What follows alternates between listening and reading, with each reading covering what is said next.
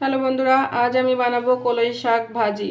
প্রথমে কড়াইতে তেল দিয়েছি, এবার দিয়ে দেব কালো জিরে ফোড়ন, দেব দুটো শুকনো লঙ্কা ফোড়ন। এবার আমি শাকটাকে দিয়ে দেব।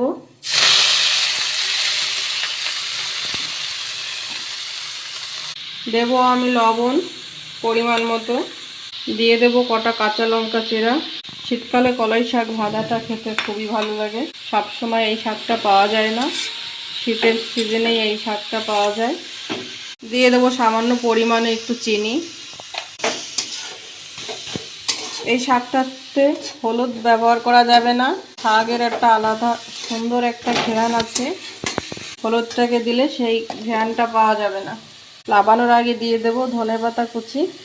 ধনেপাতা দিয়ে ভালো করে নেড়ে ছেড়ে নেব। রেডি হয়ে গেছে আমার কলাই শাক ভাজি। শীতকালে কলাই শাক ভাজি খেতে খুবই ভালো লাগে। আর তোমাদের যদি ভালো লাগে কমেন্ট করে অবশ্যই জানিও।